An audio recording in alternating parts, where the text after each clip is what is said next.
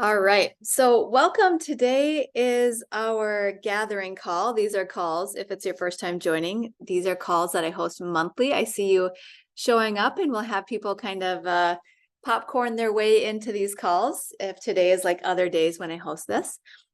For those of you who are new to me or new to this online gathering call, I'm Samantha Moe. Hi. I like to really geek out on what's happening beneath challenging behaviors. So as we are having this call here today, one of the reasons I host these calls is because over the last 19 and a half years, I have worked with nearly 1,000 families that have kids with high emotions, like big reactivity, big emotions, big behaviors, really ranging in age from about 3 to 22. Though some of the teenager stuff still perplexes me. So I always like to say 3 to 13 is really my sweet spot, but we can talk about teenagers and younger kids if you'd like to. The point of these calls is that I like to have a safe space for caregivers or educators or folks who work with kids with big emotions to gather, because I feel like this really needs to be a tender space. And sometimes when you see that somebody has a parenting curriculum, you might know that I've created the Mad to Glad Blueprint, and I partner with autism and mental health agencies to teach parents some of this material. I feel like in this tender space, when you're learning a curriculum, it's nice to also be real. And we can be real when we're working with a therapist or individually with a coach or with our loved ones or significant others.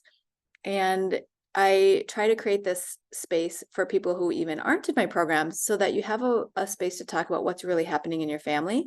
And if it feels like I can connect some dots for you to help you understand your kiddo or the kids you're working with, I like to do that. And then, of course, if you had some questions on needing to go deeper, we can absolutely talk about some of the Mad to Glad Blueprint curriculum and the way that I offer services if it's a match. But when I took a breath and thought about, just before starting this call, I thought about I wonder what we're going to talk about, like what's going to be on the table here today. I have a little bit of material that I always like to share, and I'll share that for a few minutes here. But then I also open it up. So what we talk about is going to be partially up to you. So if you have a specific question, I did read some of the forms. We had 68 people register for this call. So I think a lot of people are catching the replays, and I have the replay. I have a sense of some questions that might be showing up on the call here today. But if you'd like to do what we call spot coaching in the parent and life coaching world, which means unmute and on the spot, we can just have a conversation about family circumstances or your work situation, we'll have an opportunity to do that. So feel free to type that question right now in the chat box, and I'll make sure you get into the queue. Now, Julie, like you, for example, I know submitted a form, and I can see your name on the screen. So we can absolutely talk about your question without having to retype it. But let's get everybody on the same page here. Okay. So if you haven't met me before, one of my favorite stories to share is how I came to this place of understanding that emotionally intense kids need something different, and merging that with my philosophy on how when we have tools, the gift we give our children is offering them an experience that's compassionate and understanding, but where we also feel equipped. It's not just the soft skills of loving our kids and treating them like the gifted little beings that they are. So back in 2004, when I graduated with a master's in communication disorders, I remember standing outside this third grade classroom with my hand on the doorknob. Now, I was still bright-eyed and bushy-tailed in my career. I mean, I'm still kind of bright-eyed and bushy-tailed now. But I remember thinking, I'm going to use my gifts. Like, I'm going to help this 9-year-old Charlie who was known in this autism school for having epic meltdowns. I remember feeling at a loss because I had this belief that every child has gifts. And yet I also had this experience in my body of dread and needing to go through the same type of meltdown and the same type of behaviors and not knowing exactly the best way to handle them or prevent them in the first place. So almost 20 years ago. So when I got this 9-year-old Charlie, transitioned out of the classroom, my job as a speech therapist at the time was to help him develop social skills so he could learn to use his words and talk about things rather than melting down and acting through things.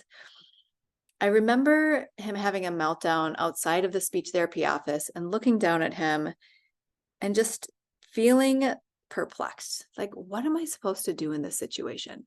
Am I supposed to do like this gentle thing that my heart really loves of sit on the floor next to him and listen? And there's a book I'm reading with I have a 3-year-old at home.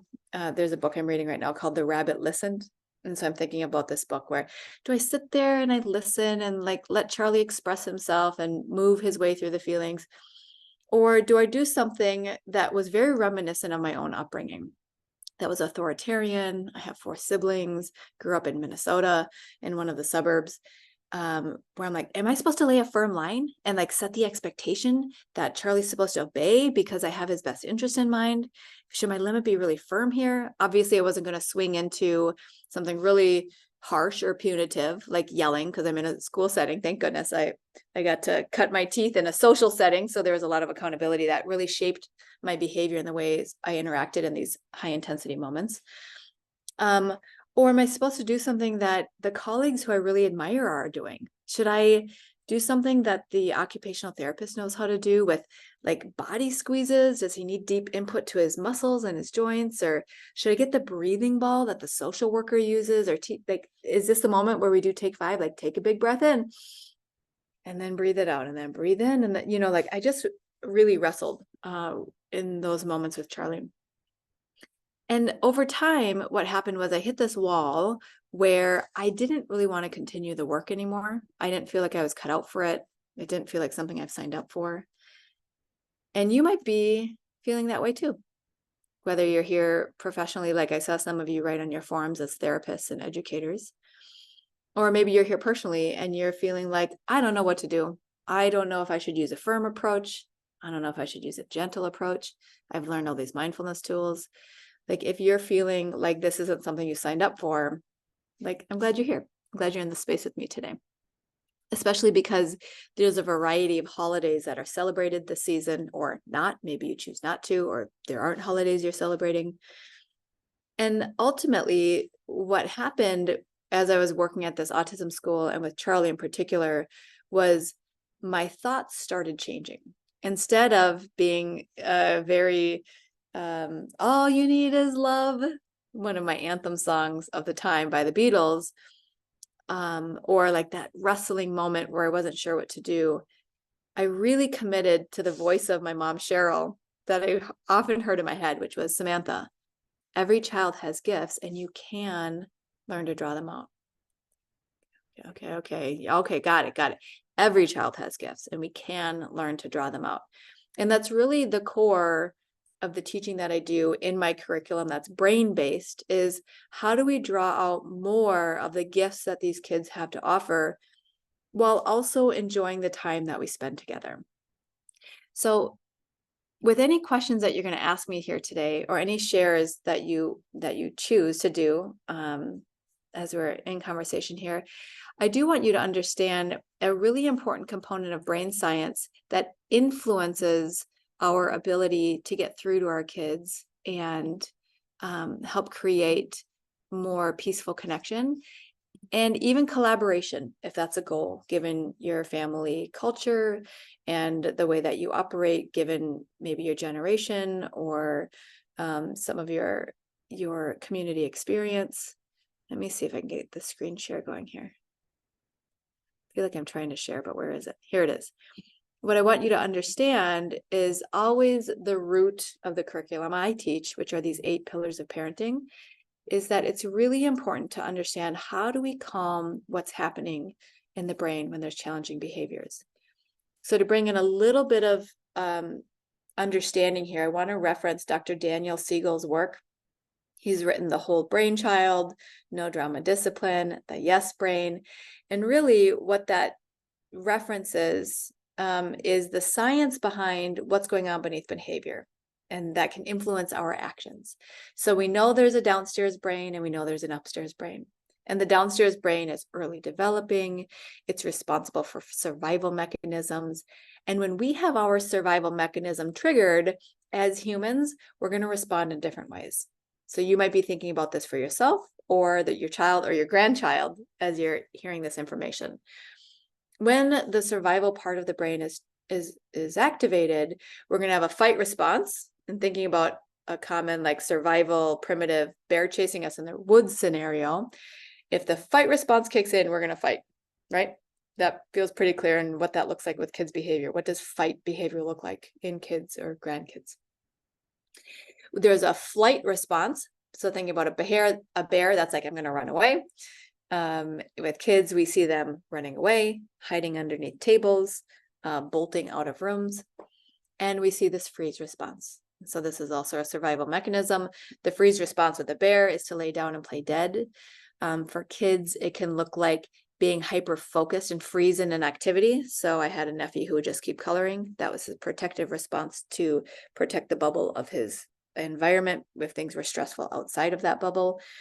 The freeze response when I was a teenager in high school looked like me blacking out. So I would be putting my bread in the toaster in the morning, and I could hear my dad in the living room right next to the kitchen, listening to the radio show and like turning pages of the newspaper, and the room would go black. And so I would lay down and I would hear the toast pop up when it was done. I would hear my dad chuckling at the morning show, but it would take, I don't even know how long, minutes, 5-10 minutes, until my eyes could register light again. So me blacking out and having really significant social anxiety as a teenager, which is now resolved. That's the good news of that story. We see kids and experience ourselves this freeze response, which is us shutting out the world. So I'm either going to like hyper focus in. There was a kid who I used to work with and consult with on a playground who was having a hard time connecting with peers. And the teachers thought that she just took a long time to warm up. But when I saw this 5-year-old standing on the playground, she would be standing there with her arms at her side and she'd kind of be shaking. I could see this little shake happening, which was adrenaline and cortisol coursing through her system and through her body. And so the nervous system, when fight, flight, or freeze is activated, will flood the body with adrenaline and cortisol. So think about, what is that feeling like to you, that jittery feeling, or that angry, enraged feeling, or that like shut down feeling. And so what was happening was this child had such a high activation of her downstairs brain that she was responding to all of this stimulation on the playground as if a bear was chasing her in the woods. It was like, just freeze, don't do anything, play dead. Which we were able to work through, not just through parenting strategies, but also with some neurological chiropractic. So when we're looking at nervous system and brain-based approach to behaviors and being parents or caregivers, we want to know about this downstairs brain, because that ultimately is what's happening beneath intense reactions, behaviors, and emotions. And where we might accidentally go wrong here is where we're using really positive upstairs brain skills. So we're doing things to help solve the problem. So I might say something like to Charlie, Charlie, we're right outside the cafeteria door. Honey, can we just move a little bit over 3 steps? Charlie, we don't scream, I hate you. We need to think of some new words to use right now. I know you're mad, but you can't kick and scream, I hate you. Like, we use these problem-solving strategies and try to talk kids through situations. But if the downstairs brain is overactivated, I call this fire in the brain. Because when adrenaline and cortisol is flooding, you can parent from an upstairs brain, but it's not going to sink in. And it's not going to change kids' behavior over the long term because it's not sinking in those moments. The other upstairs brain skills we use is we're like, hey, listen to me, pay attention to me when I'm talking to you, look at my eyes. And in the moment where there's this downstairs brain activation, that parenting approach isn't going to work. Or we use these behavior management tools that I was telling you I admired my colleagues for. Except that when I was new in the game and I was bringing out the breathing ball, or like, Charlie, let's do take 5 breathing. What Charlie would do is he'd bat me away or kick it away or try throw it at me. So I'd see a lot of this retaliation response and harmful behaviors. So why are we talking about this? Because whenever we're asking questions about behavior in kids, one of the places that our brains go to is, what can I do to get the behavior to stop? Or what strategy can I plug in to de-escalate the behavior in the moment? And while I love de-escalation strategies, it's not my specialty. When I got certified as a parent coach 12 years ago, I started looking at pre-escalation strategies. What kind of an environment can we create so that there's less fire being triggered in the first place? Now, do some kids have more fire in the brain than others? Yes, they do. And that can be for a variety of reasons, none of which we have to identify here today. But what we can understand is, if you have a child with more of a fiery brain chemistry, and it doesn't matter what culture you come from, your age, your gender, your race, on the inside, the brain reactivity is the same. And you can see that a child has more of this reactivity if the behaviors appear controlling or demanding. You might feel like you're walking on eggshells because they're like ruling the roost. The triggers could be confusing. Some days it's because they don't want to eat that food. Some days it's because of the texture of the shirt or the tag. Some days you don't even know what it is. And we know that the reactions are escalated. So there's more intense behavior and more intense mood than you would expect for that situation. And if your child is reacting up here and you try to match that intensity, their behavior or mood doesn't improve. They don't back down like somebody with a pleasing temperament or harmonious temperament who just doesn't want to get in trouble. They are going to escalate and ramp up. When we're thinking about us as the adults and caregivers in the situation, that can feel really overwhelming. Like, well, what am I supposed to do in this situation? And the information I want to bring to you today is that we also have mirror neurons, which is like a mirror that we hold up, that can reflect the state of you.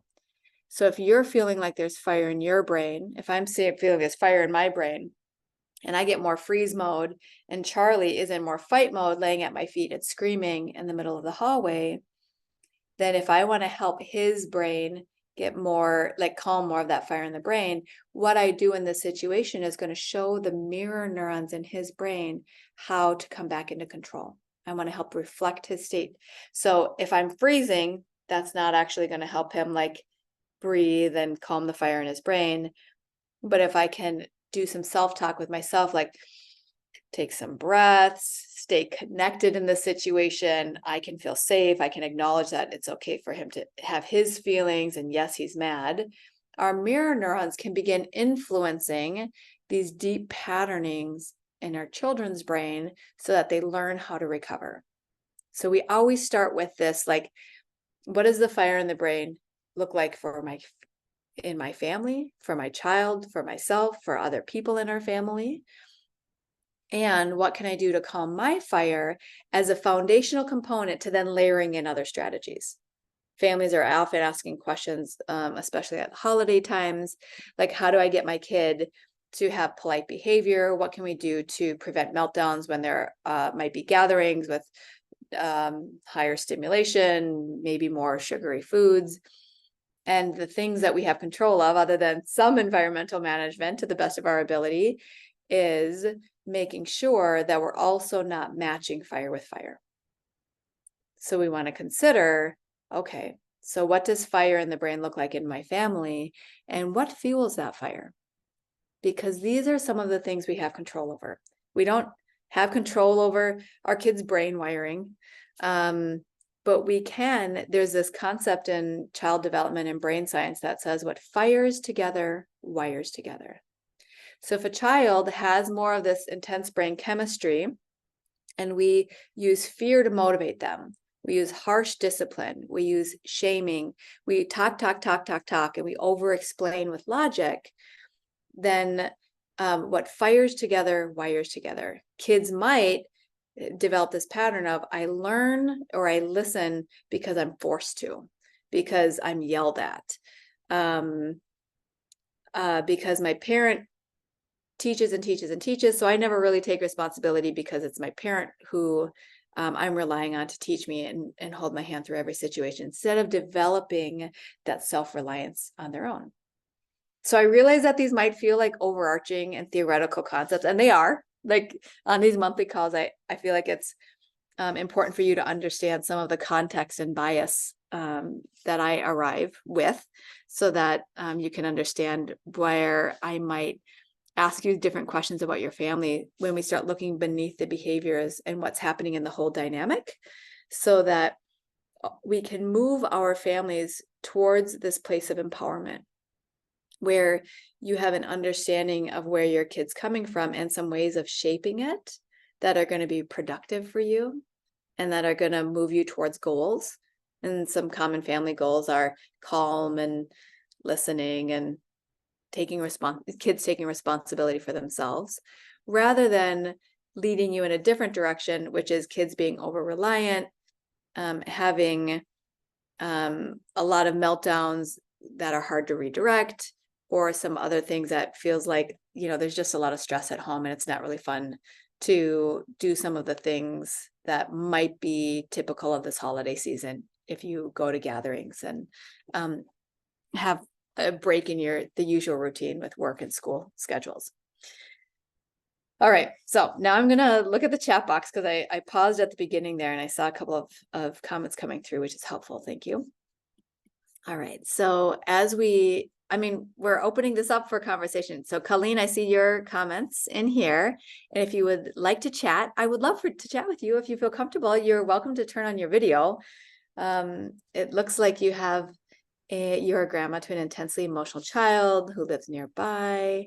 Yeah, why don't you share a little bit with me and then ask your question, because a human conversation is more enjoyable for me. Well, I just learned about you today, so thank you very much. And I'm really glad just to be listening. Emerson lives down the street from us. They just moved from Denver 2 years ago. And she was born with CDH, which is congenital diaphragmatic hernia. So they gave her like 50% chance of living. She was on ECMO for 13 days, event, 77 days in the NICU. Traumatic start, needless to say, 18 months oxygen and a feeding tube. Yeah. She is a preschooler now, second year, and doing absolutely fabulous. She has no health concerns, physical health concerns.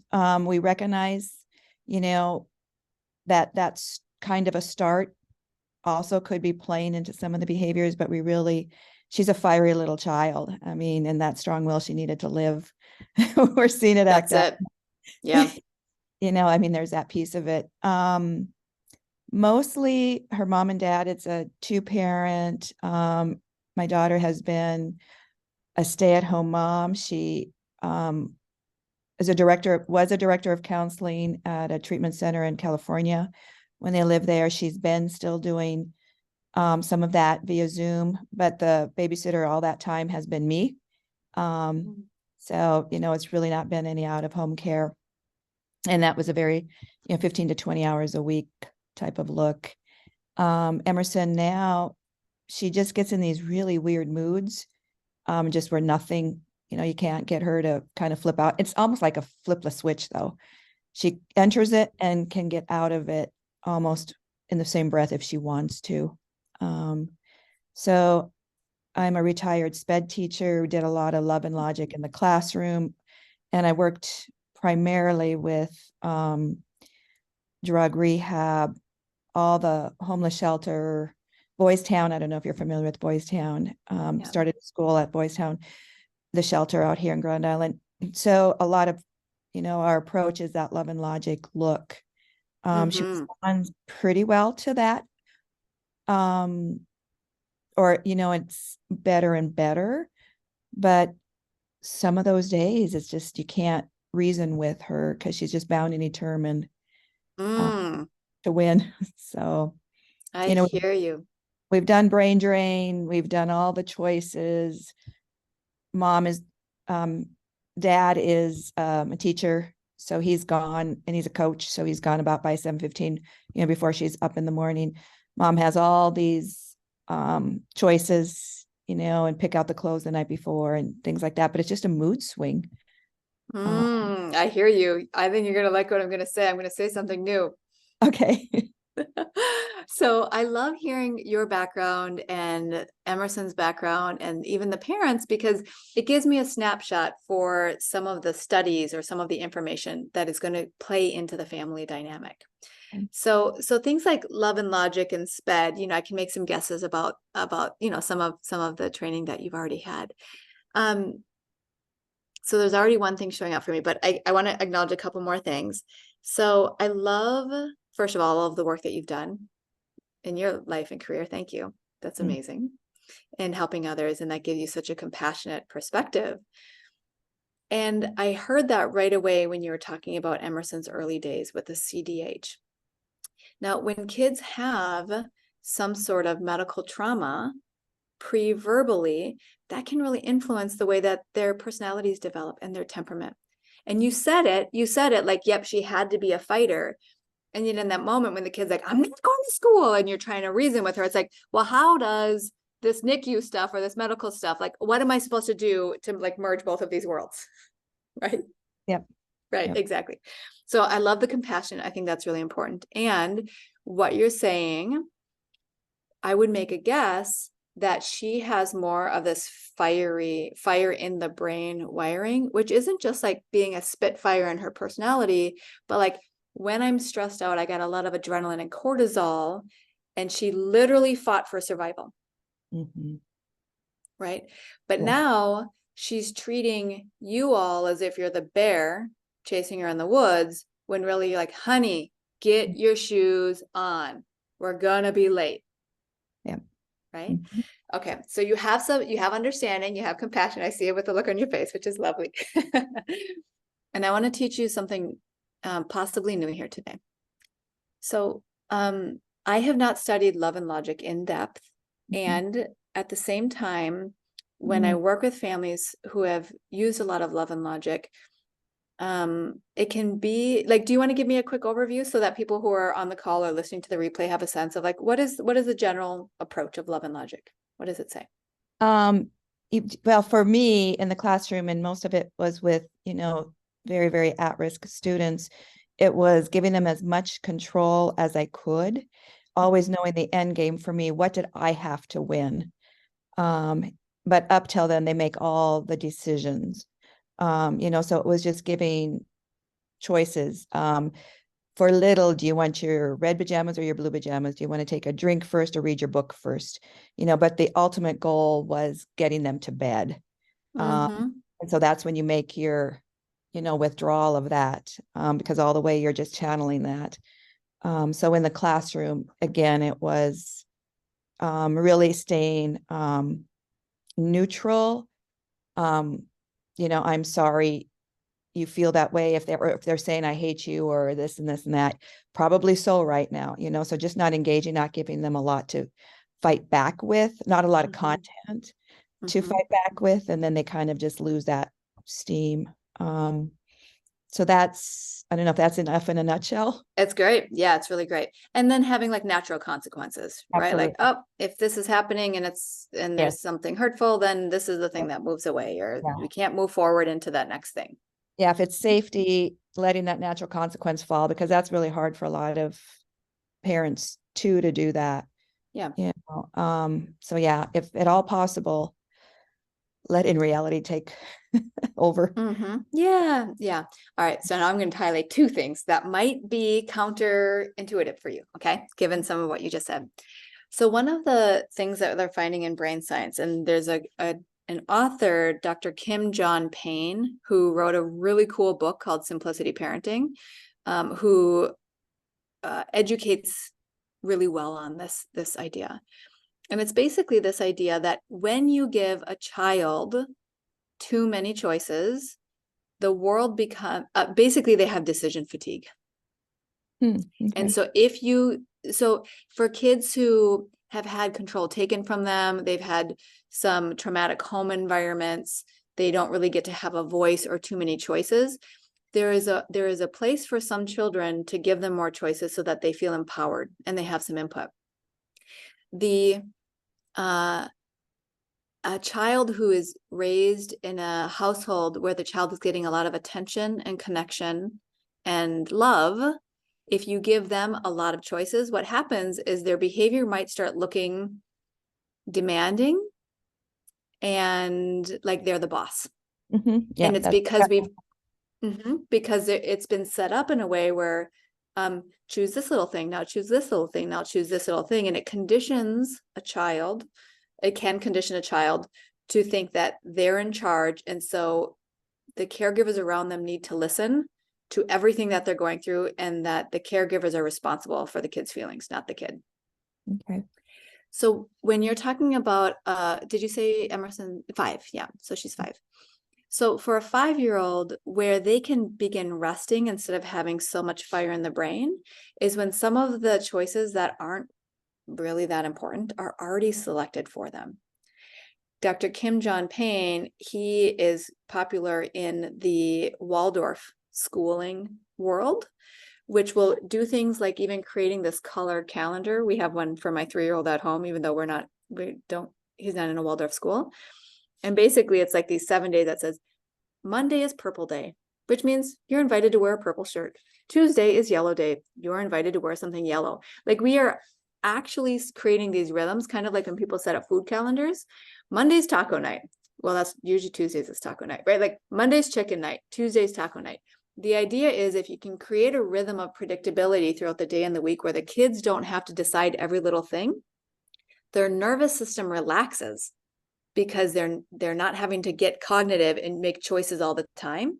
And you're shifting this dynamic from my kid gets to choose and control everything to we're authority and we're grown-ups and we're creating rhythms for you to sink into, so that you don't get what Dr. Kim, again, John Payne calls soul fever. Like, there's too many choices. The world is so big. And even if they're minimum choices, kids who have some of this intense brain chemistry, like we're talking about with your granddaughter, she might do better with fewer choices. Okay.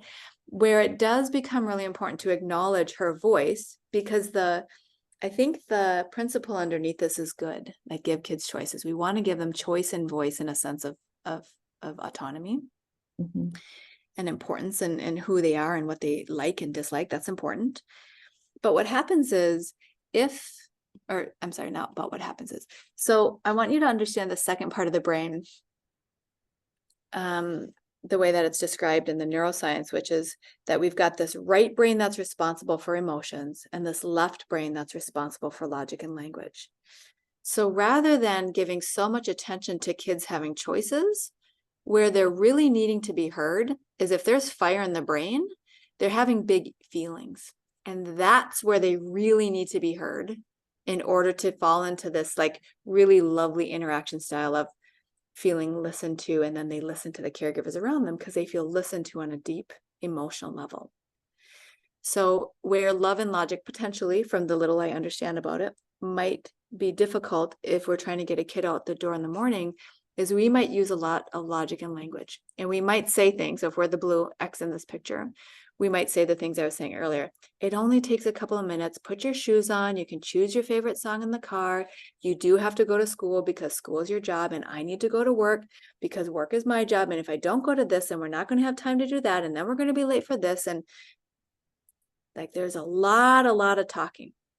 And when a child has more of this fire in the brain, it's kind of like if you see an enraged barking dog, rah, rah, rah, rah, rah. We don't want to enrage the dog further by like talking to it. We kind of want to slow it down, calm our bodies, take some breaths, get a little quieter. And that might sound familiar from your special ed days, right? So what the brain science is showing us, if we're building attachment and helping kids have a voice, but also teaching them to be good listeners and in cooperation with the adults in their lives, is instead of here's what you need to do and here's why, and you tell me your choice and then I'm going to follow it when I can, it's more like noticing when it's time to go out the door and she's upset, to ask ourselves the question, how is she feeling? And then to create the space to respond to that. So I saw in your note, you said something about school. What did you say? Not frequently doesn't want to go to school. well, it sounds like she doesn't want to go to school, but when a kid's like, I don't want to go because of this and because of that and da da da da, when kids create that kind of drama in conversation, it creates adrenaline for them. And so their brain operates in this familiar state of, I feel kind of safe up here because this feels like when I was little and I was in survival. So I'm going to create some drama to see if you'll like talk to me and talk to me and talk to me and yell back at me, because that creates adrenaline. That's familiar. And my brain thinks that's going to help me survive. When really, when we begin shifting that, we talk a little bit less and we go to the heart of the issue, which is the emotional brain. So when you think about when she's telling the reason she doesn't want to go to school, like to you, what would be an obvious emotion that she's having? She's just feeling what? Well, we don't. Actually, I'm wondering if she's feeling anxious. Yep. And it just manifests itself so differently. Yep. Because she's not really scared, or doesn't use that. She doesn't verbalize scared, but she's always asking the kids, the other children, are you my friend today, type of thing. Yeah. Mm-hmm. So so if we were to acknowledge that, we would say something like, I understand we won't say I understand. We'd say it looks like. Honey, Yep. it looks like and I'm going to pause myself because I also have been trained not to say the word anxious to kids, because I used to have such bad anxiety that I was like, I'm an anxious person. I just black out. And it felt like I didn't have control over anxiety as a label. So my family, a bunch of my family, we've seen hypnotists for mental health over time. And the hypnotist said, never call yourself anxious. Call yourself worried or nervous, or like that you're feeling scared. So I've adopted that language. And the way that you could acknowledge Emerson is you could say something like, it looks like you're worrying. I can hear you're scared about something. It seemed like when you, and if we're circling back later in the day, because now is not a good time to acknowledge emotions, it could sound like when you refused to put your shoes on earlier, I think you were trying to tell me that you were worried. Okay. This type of language, like what happens in your body just now when you hear me saying those things? Yeah, it calms down. I see it. I could feel it too through the screen even. Mm-hmm. So the brain science says when you connect somebody to their emotions, it helps them connect to you. It creates bond. Okay. And it calms fire in the brain. So that would be one of my starting points as you're addressing, like, what do we do? This is not about discipline. Yeah. So what we are sometimes trained culturally to think is like, oh, we can't get away with this. Kids can't be screaming stuff and calling us names and throwing shoes. We better have some rules around this. Mm-hmm. Yes, that's a component. But let me go back to screenshot with you again. In the Mad to Glad blueprint, the order of parenting tools that I teach is, if you can find the ways to calm the fire in her brain, and the strategy that I'm using is by labeling her emotions. It's called emotion coaching. Whoopsies. Then when we work our way up the ladder, positive discipline becomes relevant and it works. And we do want rules around no screaming and no hurting. But these are the two components from this situation that become essential first. Yeah, that's good. Mm-hmm. Yeah. Yeah. So what kind of awareness are you having? What's new for you? Because you've got a lot of experience. So you've got some tools that are good, but in this situation, it sounds like a little shift is needed. Exactly. Well, it worked so well in the classroom for me, and actually with my own two kids, with Emily and our son Luke. But I don't know if we've ever really addressed consistently the emotion behind the behavior, because she has to know what's happening next. Very, very concerned about that. And she'll say, I don't have to worry about that till we get done with this. So I wonder too, of putting more acknowledgement on the emotion behind what looks like obstinate behavior to the rest of us. That's right. And I love what you just said of it looks like obstinate behavior. I'm going to pull something up for you here if it starts playing automatically. pulling it from YouTube. Let me do a screen share. Another video that you might like. So whenever I'm looking at a principal, so the principal is emotion coaching. So she's going to need, or you're invited to do a lot of practice with labeling her emotion and then giving her space to have the emotions. The next natural question, typically, again, I've worked with, like 1,000 families. So the next logical question is like, and then what do I do? Like, do I just sit and listen to her emotions for 20 minutes and everybody's late? Which is Can we have this talk later, please? totally. And sometimes we can, sometimes we need to delay it, but in the moment, if you can label her emotion and then continue circling back in different ways to address this skill of labeling emotion. I mentioned I have a 3-year-old, so I'm going to share with you.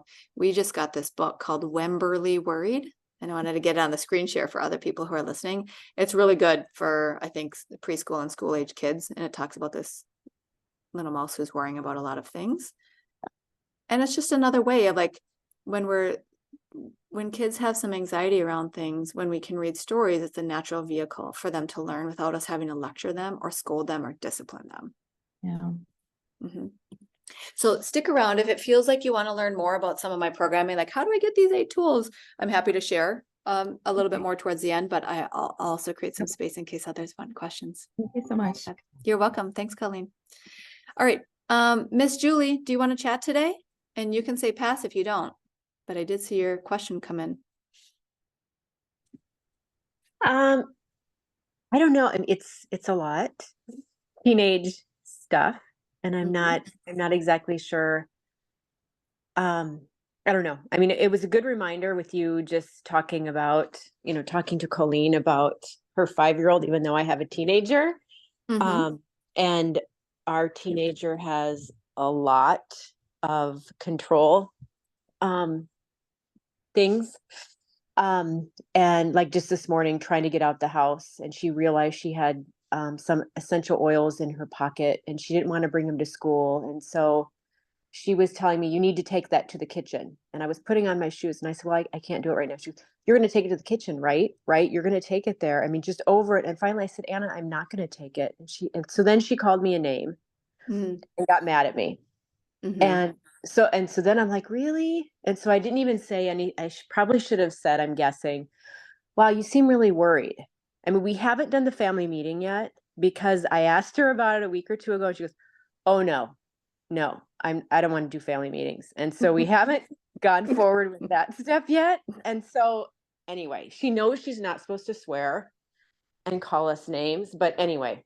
Yeah. Okay. I'm glad we're talking. I think we can take a bite of this, even if we're not going to like digest the whole meal. Okay.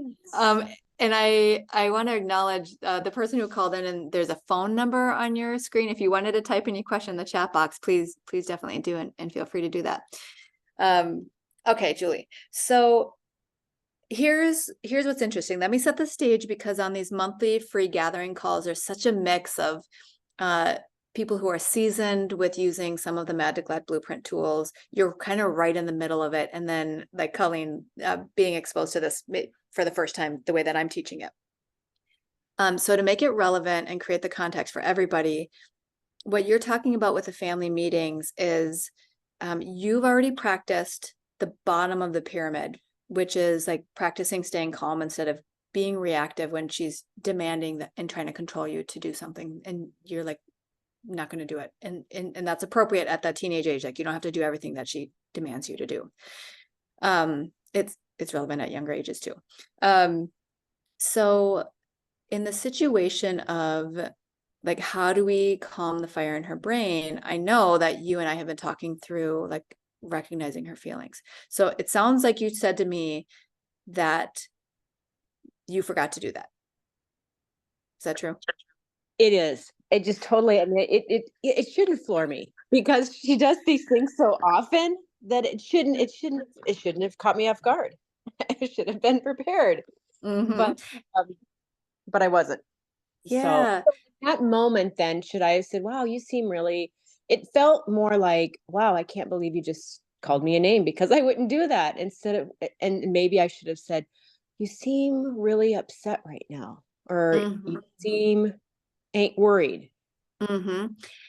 Yeah, close. And when I'm hearing you say you're on the right track, And what I'm tuned into, because you and I have talked before, is I'm tuned into how would she respond to that? I loved your tone where it's not like, matter of fact, you seem worried, right? Right. Like that wouldn't land very well. But when we're looking at this, there's often two things we're looking at. We can either look at acknowledging emotion to coach her through it and help her develop words for how she's feeling. And it can also be the positive discipline, like you're saying, where once you have established as a family, there's no swearing. Like, I don't really want you to address it in the moment, no swearing, because what's going to happen is she's going to get your goat and she's going to be like, haha, I created this drama. You're pissed off, Mom, because I swore, because I know that's always going to tip you over. Yep. So I like that it sounds like there was like a refraining from matching fire with fire in terms of like jumping on that bandwagon. But I think the two things here are exactly what you talked about. So labeling some sort of feeling. Now, I'm kind of rambling, I apologize. But you seem worried. How do you think she would have responded? Let me take you through it.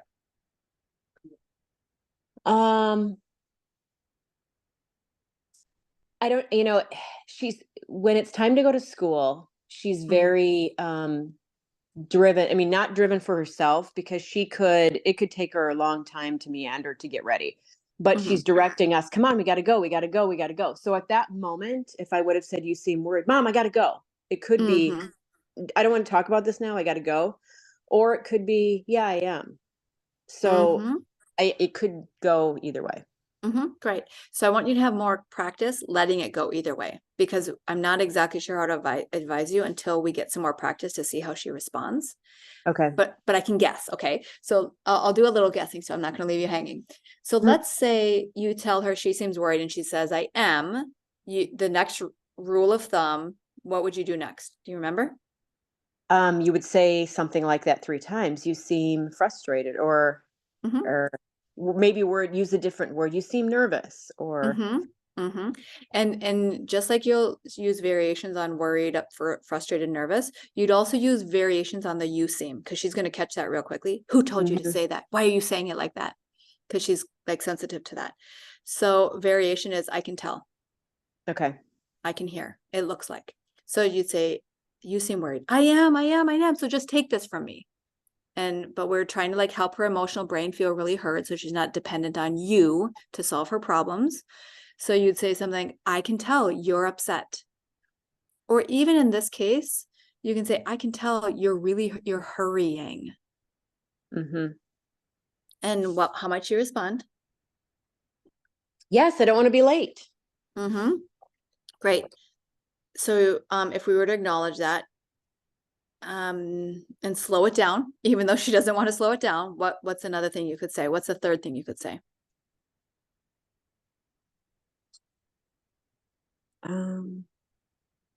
You look upset. Yep.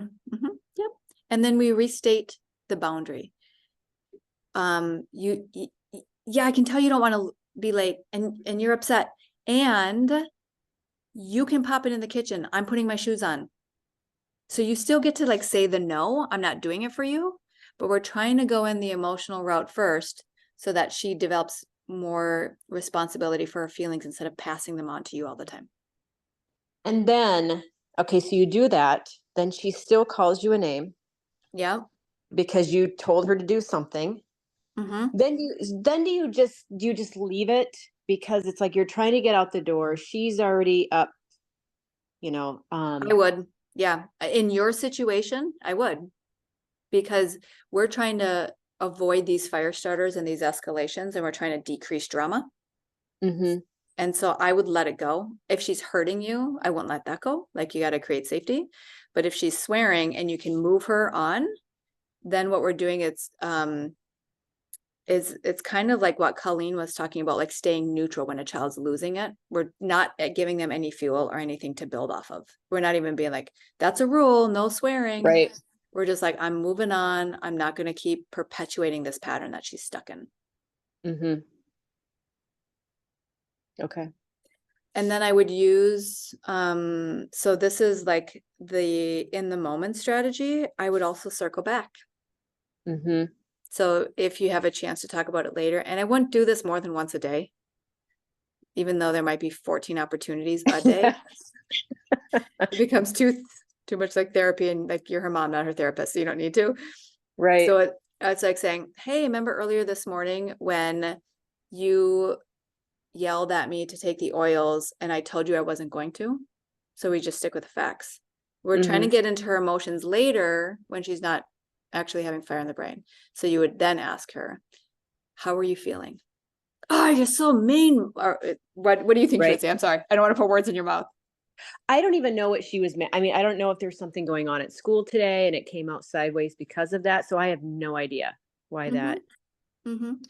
And ultimately what she says, she's maybe going to skip over the emotions. So the point of circling back later is to give her right brain an opportunity to get stimulated, because they're trying to give her emotional control. Okay. So she's going to be like, well, this was happening at school. And she's either going to like use an excuse, or she's going to blame you. You should have just done it for me.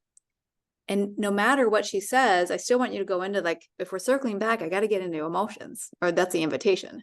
So like, and how are you feeling? Well, I told you already, this was happening at school. I was worried. Okay, so you were worried. How do you think I was feeling when I got yelled at? Oh, it's not that big of a deal, Mom. You should, like, Right. kids with intense brains often have like a strong blaming and attacking you behavior pattern. So you try not to take the bait, and you say something like, well, like I was feeling surprised, and then I felt nervous. Like I felt worried. I was feeling frustrated. I was feeling upset when I got yelled at. So then we move in through the strategy of, so what could we do differently tomorrow morning so that we both feel a little bit more relaxed? Okay. And this might be a hard answer, but this is a really beautiful problem solving magic question of like, let's think through this. Let's not just be absorbed in our own emotional bubble and moment. You're not saying this to her. I apologize. I'm just saying this to us as adults. Yeah. But that's the truth of it, is like, let's move into problem solving mode when we actually have a warmer connection and we're able to circle back, because you can't get there in the moment. And then you say, great, what would help remind us? Let's practice that right now. So thinking about Colleen, who has a younger grandchild on the call, it's, let's use our stuffed animals and go stand in the kitchen, and we'll practice that Bunny needs to get out the door, but she's really upset and yelling. And then let's say that Mama Llama, Mama Llama is she's feeling worried because she's getting yelled at. So let's have them practice saying like, I need your help, please. Or like, what's the lagging social skills? Asking for help rather than bossing and demanding. Or, if she's like, what you did though, Mom, is you said this. Oh, okay. So we need Mama Llama to say, I hear you, honey. I hear you're upset. So really, so with younger kids, you might do that. You might draw something to indicate what to do differently. You both might have something on a Post-it note, like keep calm and carry on. I mean, like, I don't really think that's it, but if it's something, like, what is something we can do as a physical record or action step that will remind us what we could do differently? I'd still focus on emotions with her. Okay.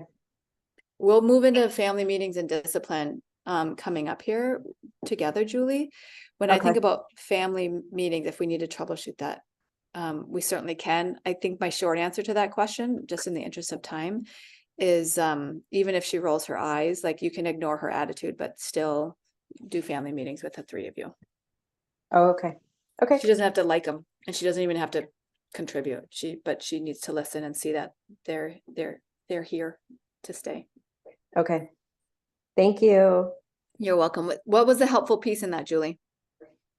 Well, circling back, and because I was trying to figure out how I wanted to address her, I wanted to address it when, after school today, but I wasn't really sure how I wanted to say it without feeling like, oh, great, I'm in trouble again. You're disciplining me. I broke a rule. So missing that whole emotion feeling piece is what I was doing. So. Okay. So I'm going to show you. Have you watched the module on that yet? On the circle back? I think I just did that one a couple days ago. So. Oh, okay. I'll pull it up again. You can see it. And then for people who are wondering, like, what do these programs look like? Because we're talking about kind of behind the scenes tools. If we're talking about conflict resolution, your 8 Pillars of Parenting tab has the conflict resolution strategy here. And then in our group program, it's a little bit in a different spot. Conflict resolution is class 7. That's what we had as assignment that came through your Okay, yep, email. yep.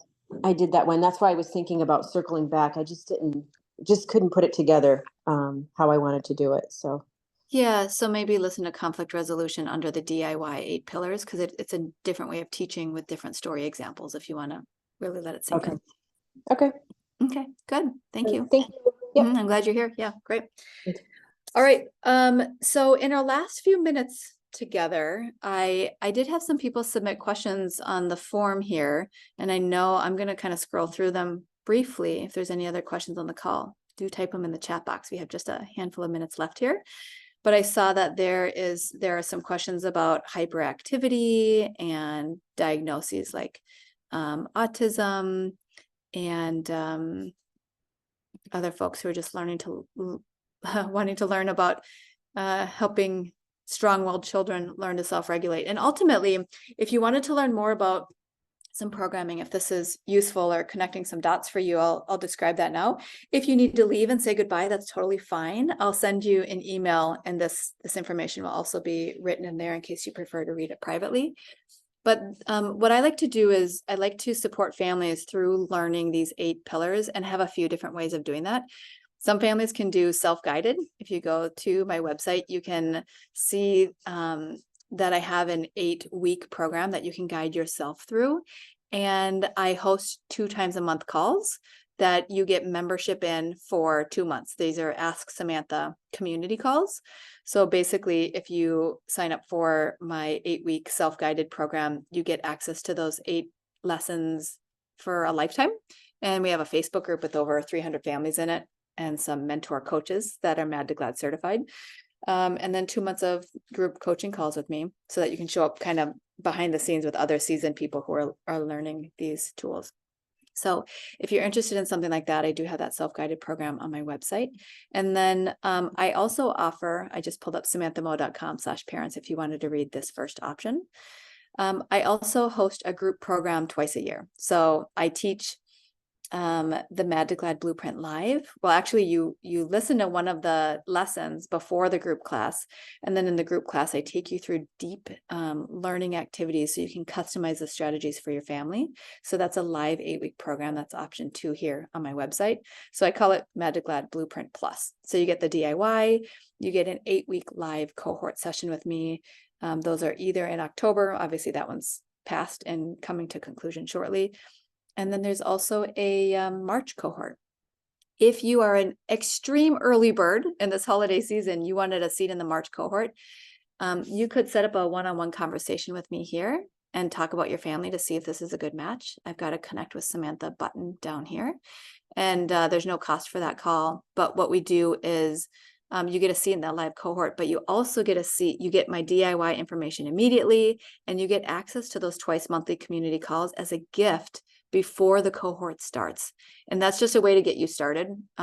So if you wanted to consider something like that, I did just get a chat message. I want to check here. Okay, good. Yeah. Thanks for coming.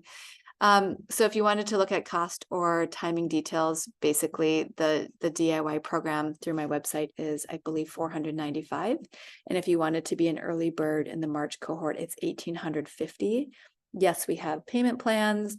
No, parent coaching isn't covered by insurance, but it is covered by flex spending and health savings accounts and waiver funding if you have a child who has some grant funding. So if you wanted to have a conversation to see if one of these would be a match for you, you can book a call through my website, and we'll have that in email as well. Yeah, you're welcome. Thanks for showing up. I appreciate that you all showed up here today. And let me just think, in parting, because we're right at the top of the hour. I feel like when we're showing up and really acknowledging what's happening for our kids, I remember this quote that says, it's by Dr. Henker, that says, instead of trying to perfect your child, work on perfecting your relationship with your child. And I'm remembering that and wanting to express that along with gratitude, Colleen and Julie, and those of you who are accessing the replay and showed up live, but I couldn't see your name on the screen. I think that showing up to learn some new strategies is a brave step. So thanks for trusting me and spending an hour of your time with me here today. If you wanted to have a conversation, like I said, there's a free link to book a call with me through my website, samanthamo.com, or you can send me an email, hello@samanthamo, and I can send you that link as well. So have a wonderful season and a wonderful month, and I hope to speak to some of you individually soon. And thanks for joining. Take good Thank care. you, Samantha. That was really informative today. Oh, Colleen, you're welcome. Colleen, did you remember, how did you hear about this call? You said you just heard about it today. One of my best friends is a daycare provider coach and Oh, or Head Start in her area and things like that. So I think she was oh, on yes. Friday, or she was on an earlier call. Oh, that's So wonderful. Thank you. Thank you for sharing. Yeah, I've done a keynote speak with Head Start. I think that their programming is wonderful throughout our okay, nation. yeah.